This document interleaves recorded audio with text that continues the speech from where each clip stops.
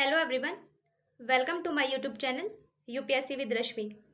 UPPCS 2024 prelims exam के लिए ecology and environment यानी पर्यावरण और पारिस्थितिकी का जो घटना चक्र की सीरीज हमने स्टार्ट की है उसका आज हमारा एपिसोड नंबर 7 है। 6 एपिसोड हम ऑलरेडी कंप्लीट कर चुके हैं। अगर आपने वो नहीं देखे हैं तो आप देख सकते हैं। शुरू करते हैं हम आज का वीडियो। अभी तक हम पर्यावरण और पारिस्थितिकी इस चैप्टर को पूरी तरह से कंप्लीट कर चुके हैं। पारिस्थितिकी, पर्यावरण और सतत विकास और पारिस्थितिकी, इन दोनों चैप्टर को हम पूरी तरह से कंप्लीट कर चुके हैं। आज हम डिस्कस करेंगे जैव विविधता। जैव विविधता से रिलेटेड जो भी क्वेश्चंस पूछे गए हैं, जो भी क्वेश्चंस घटना चक्र बुक में दिए गए हैं, उन्हें हम डिस्कस करेंगे।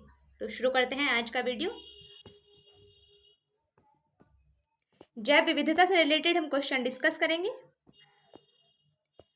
सबसे पहले हमारा क्वेश्चन है, जैव विविधता को परिभाषित किया जाता है, यानी कि जैव विविधता क्या होती है। ऑप्शन है ए, किसी पर्यावरण में विभिन्न प्रजातियों की श्रेणी।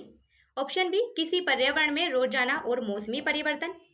ऑप्शन सी, एक प्रजाति की दूसरी प्रजाति से भिन्नता। और ऑप्शन डी, भौतिक घटकों का किसी पर्यावरण पर प्रभाव। इसका सही आंसर ऑप्शन नंबर ए, किसी पर्यावरण में विभिन्न प्रजातियों की श्रेणी, उसे हम कहते हैं जैव विविधता। जैव विविधता को अगर हम सिंपल से वर्डों में कहें तो जैव विविधता का मतलब होता है पृथ्वी पर पाए जाने वाले जीवन की विविधता, यानी पृथ्वी पर जो पेड़ पौधों और जीव जंतुओं की विविधता पाई जाती है उसे ही हम कहते हैं जैव विविधता। तो किसी पर्यावरण में विभिन्न प्रजातियों की श्रेणी, विभिन्न प्रजातियों की जो विविधता पाई जाती है वही होती है जैव विविधता। एक्सप्लेनेशन देखते हैं।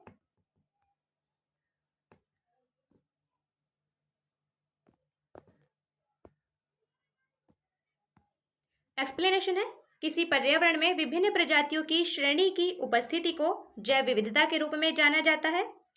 पर्यावरण में जातियां कई समुदायों में संगठित रहती हैं और ये समुदाय एक परितंत्र में पाए जाते हैं। इसके आधार पर जैव विविधता का मापन किया जाता है।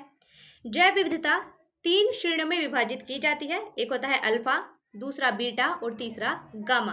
तो जैव विविधता को कितनी श्रेणी में बांटा जाता है? जैव विविधता को 3 श्रेणी में बांटा जाता है, अल्फा, बीटा और गामा। और ये विभाजन किसके द्वारा किया गया था? ये विभाजन किया गया था RH वही टेकर के द्वारा 1960 में ये विभाजन किया गया था। इस पॉइंट को आप नोट कर सकते हैं। नेक्स्ट क्वेश्चन,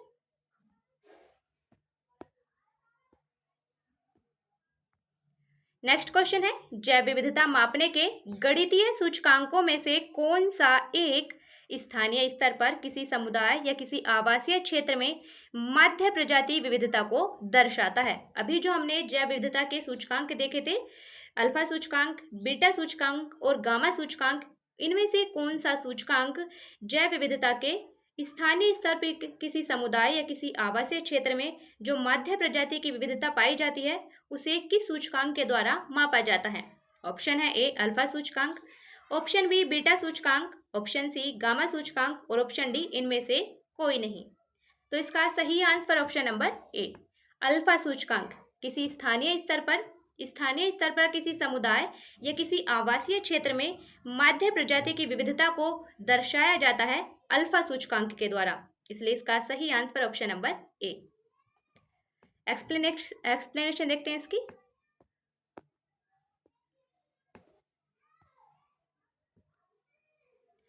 जैव विविधता मापने के गणितीय सूचकांकों में से अल्फा सूचकांक स्थानीय स्तर पर किसी समुदाय या किसी आवासीय क्षेत्र में मध्य प्रजाति विविधता को दर्शाता है।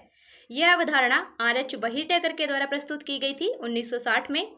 और बीटा सूचकांक किसे मापता है? बीटा सूचकांक स्थानीय और क्षेत्रीय विविधता का जो अनुपात होता है उसे मापा जाता है बीटा सूचकांक के द्वारा। जबकि गामा सूचकांक किसी भूदृश्य यानी कि किसी लैंडस्केप की संपूर्ण जैव विविधता को दर्शाता है गामा सूचकांक। नेक्स्ट क्वेश्चन,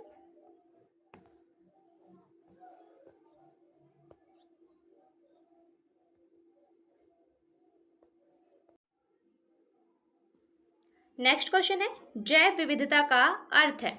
ऑप्शन है ए, विभिन्न प्रकार के पादप और वनस्पति। ऑप्शन बी, विभिन्न प्रकार के जंतु। ऑप्शन सी, एक निर्धारित क्षेत्र में विभिन्न प्रकार के पादप और जंतु।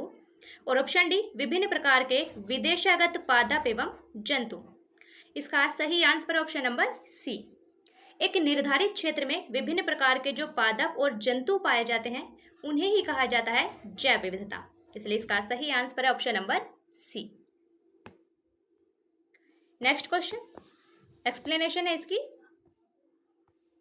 किसी पारिस्थितिकी तंत्र में विद्यमान सजीव प्राणियों जिसमें पौधों और जंतुओं की विविधता को ही जैव विविधता के रूप में परिभाषित किया जाता है।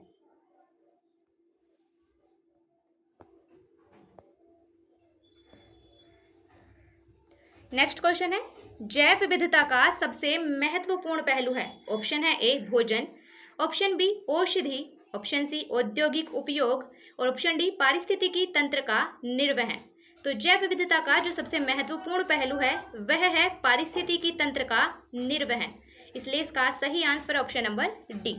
पारिस्थितिकी तंत्र को बनाए रखने के लिए, पारिस्थितिकी तंत्र के निर्वहन के लिए जैव विविधता सबसे महत्वपूर्ण है। इसलिए ऑप्शन सही आंसर है ऑप्शन नंबर डी।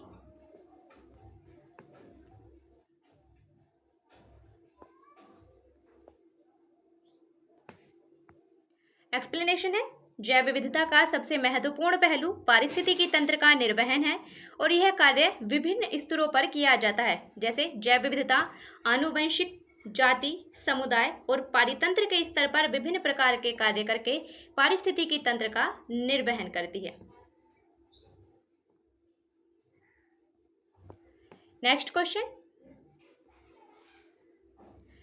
क्वेश्चन है, निम्नलिखित में से कौन सा कारक जैव विविधता के ह्रास के लिए सर्वाधिक महत्वपूर्ण कारक है। ऑप्शन है ए आनुवंशिक आत्मसातकरण, ऑप्शन बी परभक्षियों का नियंत्रण, ऑप्शन सी प्राकृतिक वास का विनाश और ऑप्शन डी कीट नियंत्रण। इसका सही आंसर ऑप्शन नंबर सी, प्राकृतिक वास का विनाश। प्राकृतिक आवास के विनाश से जैव विविधता का सर्वाधिक ह्रास होता है। क्यों? क्योंकि जब किसी प्रजाति के प्राकृतिक आवास को ही नष्ट कर दिया जाता है तो वो प्रजाति तेजी से विलुप्त होना शुरू हो जाती है, क्योंकि उसे फिर नए पर्यावरण के अनुकूल इतनी शीघ्रता से वह अनुकूलित नहीं हो पाती, जिसके कारण उसका तीव्र गति से ह्रास होने लगता है, वो जल्दी ही समाप्त हो जाती है। तो प्राकृतिक आवास का विनाश जैव विविधता के ह्रास के लिए सर्वाधिक महत्वपूर्ण कारक है।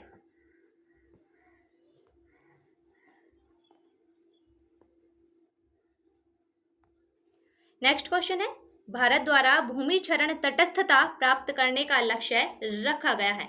ऑप्शन है ए 2025 तक, ऑप्शन बी 2030 तक, ऑप्शन सी 2035 तक और ऑप्शन डी 2040 तक। इसका सही आंसर ऑप्शन नंबर बी 2030 तक। ये पॉइंट आप ध्यान रखिएगा, भारत के द्वारा भूमि क्षरण तटस्थता प्राप्त करने का लक्ष्य रखा गया है 2030 तक। एक्सप्लेनेशन है इसकी। मरुस्थलीकरण से निपटने के लिए संयुक्त राष्ट्र अभिसमय यानी कि UNCCD, United Nation convention to combat desertification का 12 दिवसीय यानी COP 14 का आयोजन किया गया था नई दिल्ली में 2019 में।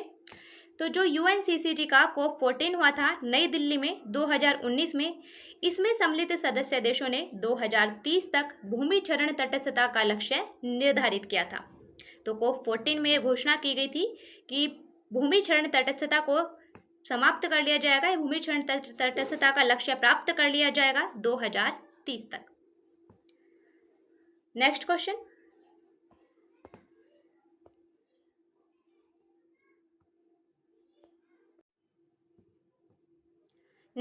है, निम्नलिखित में से किसने सर्वप्रथम बायोडायवर्सिटी यानी जैव विविधता शब्द का प्रयोग किया था। ऑप्शन है ए CJ बेरो ने, ऑप्शन बी डी कास्त्री ने, option C Walter G Rosen ने और ऑप्शन डी DR बेटिश ने। इसका सही answer option number C, Walter G Rosen ने सर्वप्रथम बायोडायवर्सिटी यानी कि जैव विविधता शब्द का उपयोग किया गया था वाल्टर जी रोसेन के द्वारा। इसलिए इसका सही आंसर ऑप्शन नंबर सी।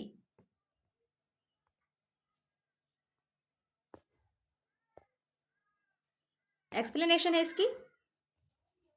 प्रारंभ में जैव विविधता शब्द को अंग्रेजी शब्द बायोलॉजिकल डाइवर्सिटी के रूप में सबसे पहले रेमंड एफ दासमैन ने 1968 में अपनी पुस्तक a different kind of country में दिया था, और बाद में जैव विविधता को अंग्रेजी शब्द बायोलॉजिकल डाइवर्सिटी से परिवर्तित करके बायोडाइवर्सिटी शब्द के रूप में सबसे पहले WG रोसेन यानी वाल्टर जी रोसेन ने प्रयोग किया था। तो बायोडाइवर्सिटी शब्द का जो यूज किया था वो किया गया था वाल्टर जी रोसेन के द्वारा। नेक्स्ट क्वेश्चन,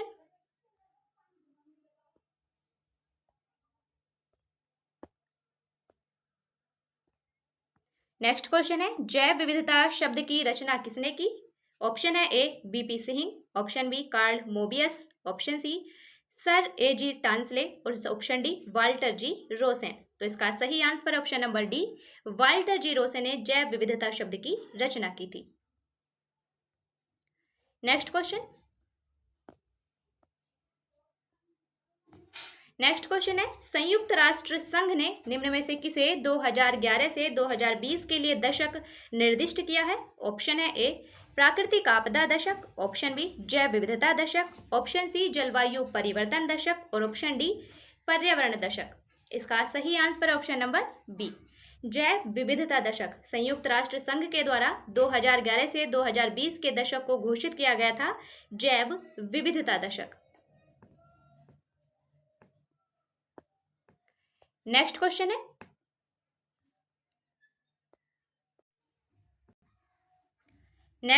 भारत का प्रथम national centre for marine biodiversity किस शहर में स्थित है?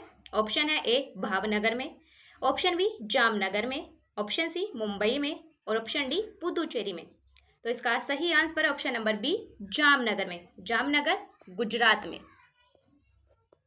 जो भारत का प्रथम national centre for marine biodiversity है वो है जामनगर गुजरात में। एक्सप्लेनेशन देखते हैं।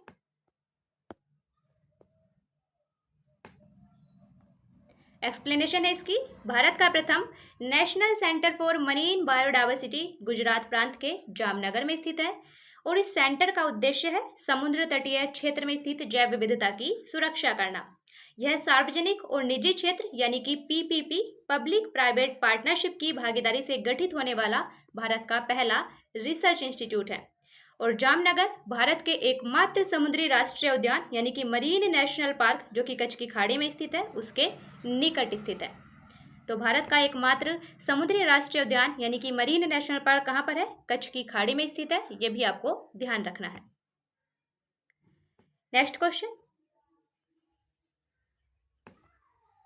अब बात करते हैं हम जैव विविधता प्रवणता से रिलेटेड जो भी क्वेश्चंस हैं, अब हम उन्हें डिस्कस करेंगे।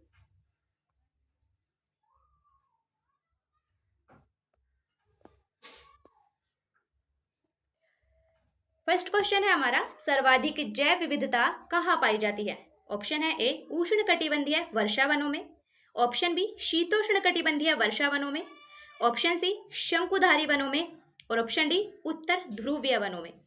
इसका सही आंसर ऑप्शन नंबर ए, उष्ण कटिबंधीय वर्षा वनों में जो सर्वाधिक जैव विविधता पाई जाती है वो पाई जाती है उष्ण कटिबंधीय वर्षा वनों में। इन उष्ण कटिबंधीय वर्षा वनों में पेड़ पौधों और जीव जंतुओं के लिए अनुकूल दशाएं पाई जाती हैं, इसीलिए इन्हें अनुकूलतम बायोम यानी कि ऑप्टिमम बायोम के नाम से भी जाना जाता है। और ये वन भूमध्य रेखा के आसपास पाए जाते हैं, भूमध्य रेखीय प्रदेश में पाए जाते हैं और भूमध्य रेखीय प्रदेश कहते हैं 0 विषुवत रेखा से 10 डिग्री उत्तर से लेकर 10 डिग्री दक्षिणी अक्षांश तक के क्षेत्र को कहते हैं हम भूमध्य रेखीय प्रदेश और ये वन इसी क्षेत्र में पाए जाते हैं। एक्सप्लेनेशन देखते हैं इसकी।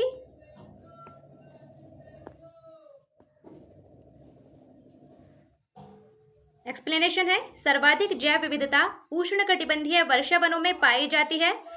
इस क्षेत्र का विस्तार 10 डिग्री उत्तर से 10 डिग्री दक्षिण अक्षांशों के मध्य पाया जाता है। इन क्षेत्रों में पादप और प्राणियों के विकास तथा वृद्धि के लिए अनुकूलतम दशाएं पाई जाती हैं। क्यों? क्योंकि यहाँ पर वर्ष भर उच्च वर्षा और उच्च तापमान पाया जाता है, इसी कारण से इन्हें अनुकूलतम बायोम यानी कि ऑप्टिमम बायोम भी कहा जाता है। नेक्स्ट क्वेश्चन,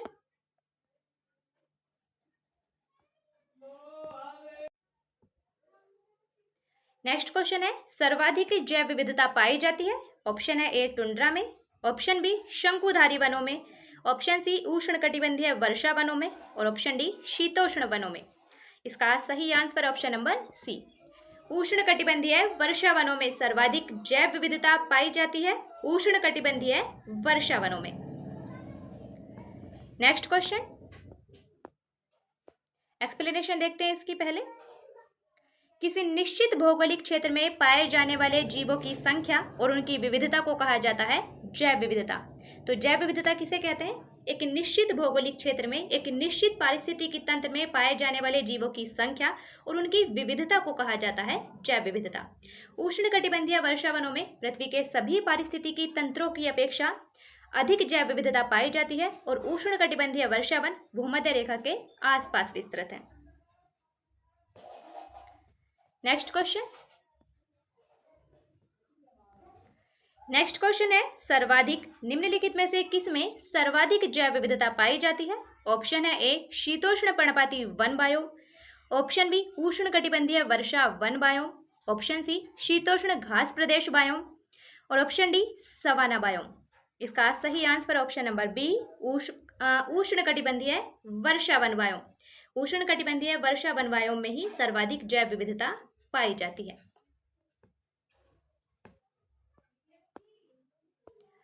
नेक्स्ट क्वेश्चन है, प्राणियों और पादपों की जातियों में अधिकतम विविधता मिलती है। ऑप्शन है ए शीतोष्ण पर्णपाती वनों में, ऑप्शन बी उष्णकटिबंध के आर्द्र वनों में, ऑप्शन सी अत्यधिक प्रदूषित नदियों में और ऑप्शन डी मरुस्थलों और सवाना मैदानों में। तो ये क्वेश्चन, एक ही क्वेश्चन कई बार पूछा गया है, घुमा फिरा कर वही क्वेश्चन पूछा गया है, सिर्फ पूछने का तरीका बदला गया है लेकिन क्वेश्चन वही है। तो इसका सही आंसर होगा कि प्राणियों और पादपों की जातियों में अधिकतम विविधता पाई जाती है उष्णकटिबंध के आर्द्र वनों में। इसका सही answer option number B. Next question,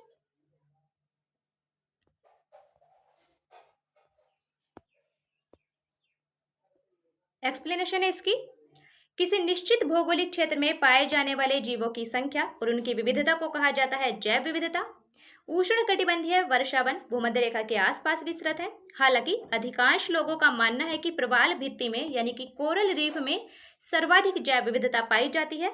ऐसा भी रिसर्च किया गया है कि सबसे ज्यादा जो जैव विविधता पाई जाती है वो कोरल रीफ में पाई जाती है, क्योंकि प्रवालों की 10 लाख से भी अधिक प्रजातियां हैं और जिनमें से केवल 10% प्रजातियों को ही अध्ययन किया जा सका है। और प्रवालों को हम सामुद्रिक वर्षा वन भी कहते हैं। ये पॉइंट आप जरूर ध्यान रखिएगा कि प्रवालों को सामुद्रिक वर्षा वन कहा जाता है। सीधा ही पूछा जा सकता है कि सामुद्रिक वर्षा वन किन्हें कहते हैं, तो प्रवालों को सामुद्रिक वर्षा वन कहा जाता है। नेक्स्ट क्वेश्चन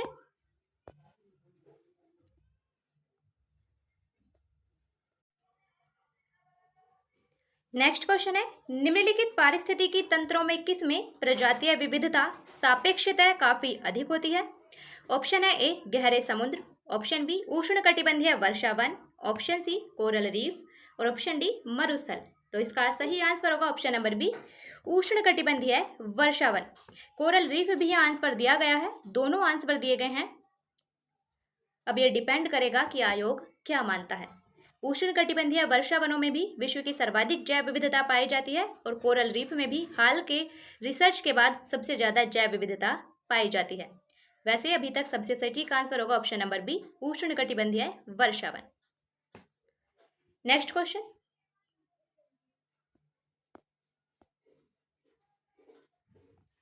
क्वेश्चन, है कि जैव विविधता में परिवर्तन होता है। जैव विविधता में किस प्रकार से परिवर्तन होता है?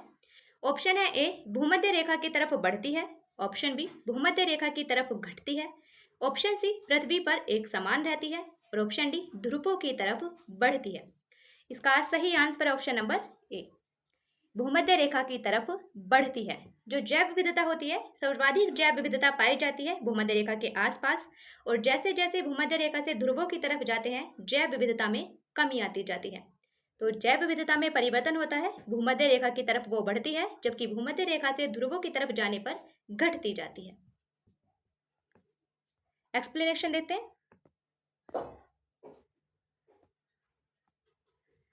जैव विविधता भूमध्य रेखा की तरफ बढ़ती है। जैव विविधता पृथ्वी पर समान रूप से वितरित नहीं है। सर्वाधिक जैव विविधता उष्णकटिबंधीय क्षेत्रों में और निम्न जैव विविधता ध्रुवों में पाई जाती है। इसका कारण है कि यह उष्णकटिबंधीय क्षेत्रों में गर्म जलवायु, अधिक वर्षा और पादप तथा प्राणियों के विकास और वृद्धि के लिए अनुकूलतम दशाएं पाई जाती हैं। उष्णकटिबंधीय क्षेत्र में सर्वाधिक जैव विविधता क्यों पाई जाती है? क्योंकि उसका रीजन है कि उष्णकटिबंधीय क्षेत्र में गर्म जलवायु, अधिक वर्षा और पादप और प्राणियों की वृद्धि और विकास के लिए अनुकूलतम दशाएं पाई जाती हैं, जिस कारण से इसे अनुकूलतम बायोम यानी ऑप्टिमम बायोम भी कहा जाता है। और इसके विपरीत ध्रुवों में उष्णकटिबंधीय क्षेत्रों की तरह इस प्रकार की दशाएं नहीं पाई जाती है। वहां बहुत ही कम तापमान पाया जाता है, बहुत ही कम वर्षा होती है। तो इसीलिए सबसे ज्यादा जो जैव विविधता पाई जाती है उष्णकटिबंधीय वर्षा वनों में पाई जाती है। नेक्स्ट क्वेश्चन है, सर्वाधिक जैव विविधता पाई जाती है। ऑप्शन है ए शांत घाटी में, ऑप्शन बी कश्मीर में, ऑप्शन सी सूरमा घाटी में और ऑप्शन डी फूलों की घाटी में। इसका सही आंसर ऑप्शन नंबर ए शांत घाटी में। सर्वाधिक जैव विविधता पाई जाती है शांत घाटी में। और शांत घाटी कहाँ पर है? केरल राज्य में। केरल के पलक्कड़ जिले में स्थित है शांत घाटी, जहां सर्वाधिक जैव विविधता पाई जाती है। नेक्स्ट क्वेश्चन,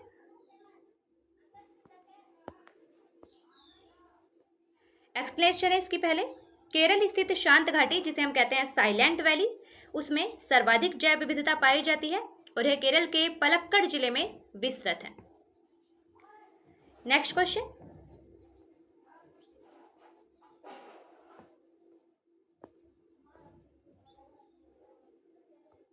नेक्स्ट क्वेश्चन है, शांत घाटी अवस्थित है। ऑप्शन है ए उत्तराखंड में, ऑप्शन बी केरल में, ऑप्शन सी अरुणाचल प्रदेश में और ऑप्शन डी जम्मू कश्मीर में। इसका सही आंसर ऑप्शन नंबर बी शांत घाटी यानी कि साइलेंट वैली स्थित है केरल के पलक्कड़ जिले में।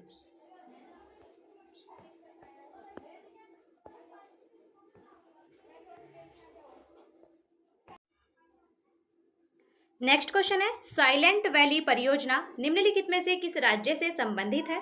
ऑप्शन है A Uttarakhand, option B Himachal Pradesh, option C Kerala और ऑप्शन डी तमिलनाडु। इसका सही answer option number C Kerala. Silent valley परियोजना यानी कि शांत घाटी परियोजना केरल राज्य से संबंधित है।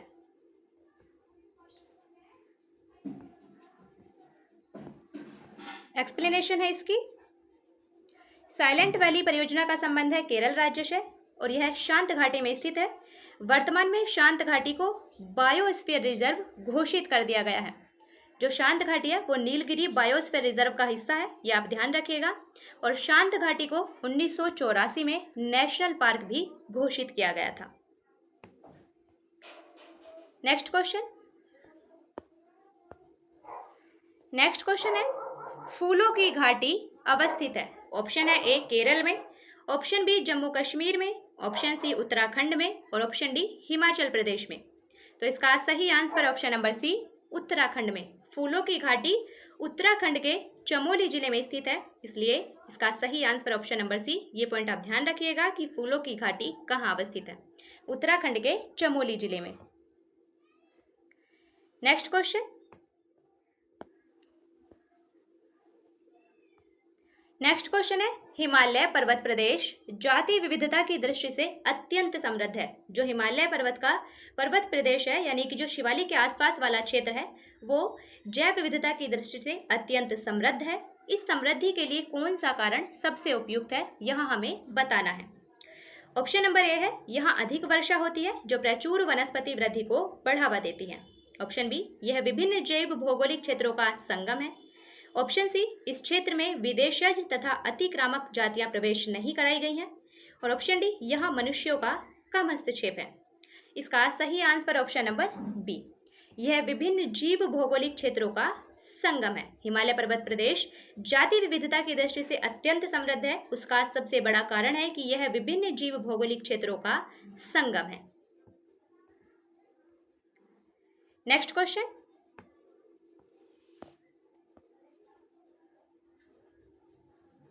नेक्स्ट क्वेश्चन है, यहाँ दो कथन दिए गए हैं, हमें बताना है कि इनमें से कौन से कथन सही हैं। कथन नंबर 1 है हमारा, उच्चतर अक्षांशों की तुलना में निम्नतर अक्षांशों में जैव विविधता सामान्यतः अधिक होती है। तो कथन 1 हमारा बिल्कुल सही है। उच्चतर अक्षांशों की तुलना में यानी कि उच्च अक्षांशों की तुलना में निम्न अक्षांशों में जैव विविधता अधिक पाई जाती है, क्योंकि जो सर्वाधिक जैव विविधता पाई जाती है वो विषुवत रेखा पर पाई जाती है, जो कि निम्न अक्षांशों में ही स्थित है। और जैसे जैसे हम विषुवत रेखा से ध्रुवों की तरफ जाते हैं जैव विविधता कम होती जाती है। तो ये कथन 1 हमारा बिल्कुल सही है कि उच्चतर अक्षांशों की तुलना में निम्नतर अक्षांशों में जैव विविधता सामान्यतः अधिक होती है। कथन नंबर 2 है, पर्वतीय प्रवणताओं यानी कि पर्वतीय ग्रेडियंट्स में उच्चतर उन्नतांशों की तुलना में निम्नतर उन्नतांशों में जैव विविधता सामान्यतः अधिक होती है। तो कथन 2 भी हमारा बिल्कुल सही है। पर्वतीय प्रवणताओं में उच्चतर उन्नतांशों यानी उच्चतर चोटियों की तुलना में निम्नतर उन्नतांशों यानी कि निम्नतम घाटियों में जैव विविधता अधिक पाई जाती है। पर्वतों में भी चोटियों की तुलना में जैव विविधता घाटियों में अधिक पाई जाती है, इसलिए कथन 2 भी हमारा बिल्कुल सही है। हमारा सही आंसर होगा, दोनों ही कथन बिल्कुल सही हैं, यानी कि ऑप्शन नंबर सी हमारा सही आंसर है।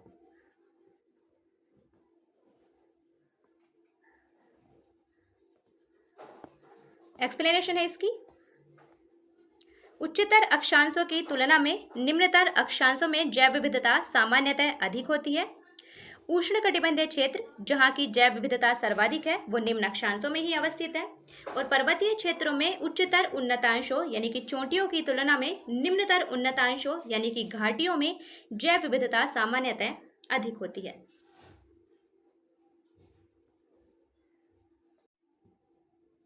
नेक्स्ट है जैव विविधता हॉटस्पॉट यानी बायोडायवर्सिटी हॉटस्पॉट से रिलेटेड जो भी क्वेश्चंस हैं अब हम उन्हें डिस्कस करेंगे।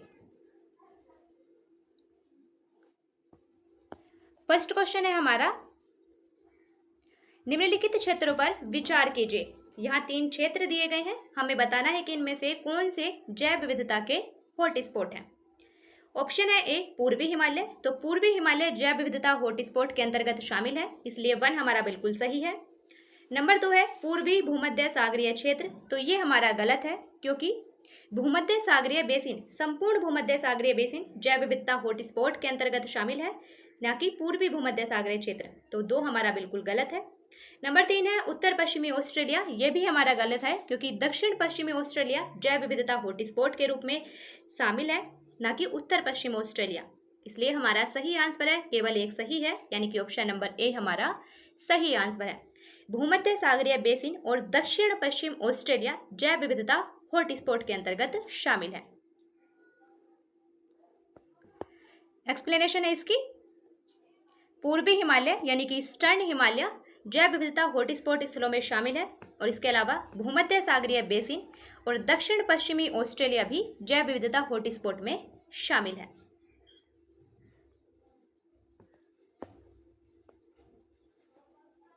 नेक्स्ट क्वेश्चन है, भारत में जैव विविधता के ताप स्थल यानी कि हॉटस्पॉट है।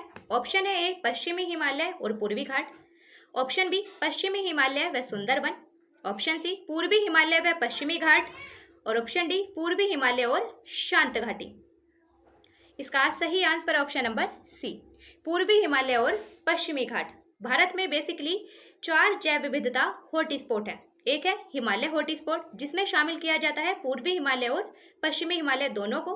पहले पूर्वी हिमालय ही शामिल किया जाता है था, वर्तमान में उसमें पश्चिमी हिमालय को भी शामिल किया जाता है। तो एक है हमारे यहाँ जैव विविधता हॉटस्पॉट हिमालय हॉटस्पॉट, जिसमें पूर्वी हिमालय और पश्चिमी हिमालय दोनों को शामिल किया जाता है। दूसरा है इंडो बर्मा, जिसे हम कहते हैं इंडो म्यांमार हॉटस्पॉट, जिसमें भारत का जो अधिकांश पूर्वोत्तर भारत वाला हिस्सा है वो शामिल किया जाता है, और अंडमान के द्वीप भी इंडो बर्मा हॉटस्पॉट में ही शामिल किए जाते हैं। तीसरा होता है सुंडालैंड, जिसमें निकोबार द्वीप समूह को शामिल किया जाता है, और चौथा है पश्चिमी घाट और श्रीलंका हॉटस्पॉट, जिसमें भारत के पश्चिमी घाट को शामिल किया जाता है। तो भारत में जैव विविधता हॉटस्पॉट है पूर्वी हिमालय और पश्चिमी घाट। नेक्स्ट क्वेश्चन,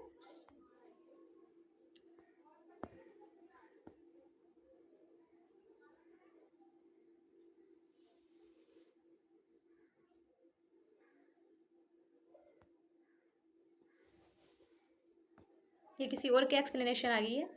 नेक्स्ट क्वेश्चन देखते हैं, निम्नलिखित कथनों पर विचार कीजिए।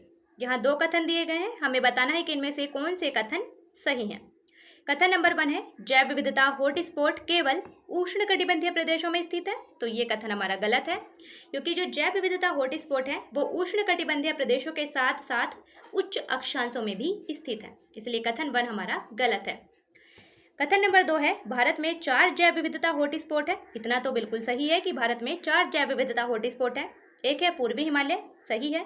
दूसरा है पश्चिमी हिमालय, तीसरा है पश्चिमी घाट और चौथा है अंडमान और निकोबार द्वीप समूह। तो कथन 2 हमारा गलत था उस टाइम पर, क्योंकि भारत में जो 4 जैव विविधता हॉटस्पॉट है उसमें पूर्वी हिमालय शामिल था, पश्चिमी घाट था, अंडमान और निकोबार द्वीप समूह था और पूर्वोत्तर भारत था। पश्चिमी हिमालय तब उसमें शामिल नहीं था, इसलिए और अभी भी कुछ बुकों में पश्चिमी हिमालय को शामिल नहीं किया गया है, इसलिए कथन 2 भी हमारा गलत है। हमारा सही आंसर ऑप्शन नंबर डी, ना तो 1 और ना ही 2। भारत में 4 जैव विविधता हॉटस्पॉट में, जबकि वर्तमान में एक आंसर बिल्कुल सही हो जाएगा कि भारत में 4 जैव विविधता हॉटस्पॉट है। पूर्वी हिमालय, पश्चिमी हिमालय जो कि हिमालय हॉटस्पॉट का ही भाग है, तीसरा पश्चिमी घाट और चौथा अंडमान निकोबार द्वीप समूह और पूर्वोत्तर भारत। तो उसमें पूर्वोत्तर भारत भी शामिल होना चाहिए था, तब ये ऑप्शन हमारा सही होता। इसलिए ये ऑप्शन हमारा गलत है, क्योंकि इसमें पूर्वोत्तर हिमालय को शामिल नहीं किया गया है। नेक्स्ट क्वेश्चन, एक्सप्लेनेशन है इसकी। जैव विविधता हॉटस्पॉट केवल उष्णकटिबंधीय प्रदेशों में ही नहीं बल्कि उच्च अक्षांशीय प्रदेशों में भी पाए जाते हैं, और भारत में 4 जैव विविधता हॉटस्पॉट स्थल हैं। ये हैं पूर्वी हिमालय, पश्चिमी घाट, म्यांमार भारत सीमा और सुंडालैंड। अंडमान और निकोबार द्वीप समूह म्यांमार भारत सीमा के अंतर्गत और सुंडालैंड का ही भाग है। तो भारत में 4 जैव विविधता हॉटस्पॉट है। इसमें आप कंफ्यूज हो सकते हैं, इतना ध्यान रखिएगा कि भारत के 4 जैव विविधता हॉटस्पॉट है। एक है हिमालय हॉटस्पॉट, जिसमें शामिल किया जाता है पूर्वी हिमालय और पश्चिमी हिमालय दोनों को। दूसरा है इंडो बर्मा, जिसे हम कहते हैं भारत बर्मा, यानी कि इंडो म्यांमार हॉटस्पॉट यानी कि इंडो बर्मा हॉटस्पॉट, जिसमें भारत के जो पूर्वोत्तर भारत है, जो 7 सिस्टर्स के नाम से जिन्हें हम जानते हैं, वो पूर्वोत्तर भारत वाला इलाका, और अंडमान के द्वीप वो शामिल किए जाते हैं इंडो बर्मा हॉटस्पॉट के अंतर्गत।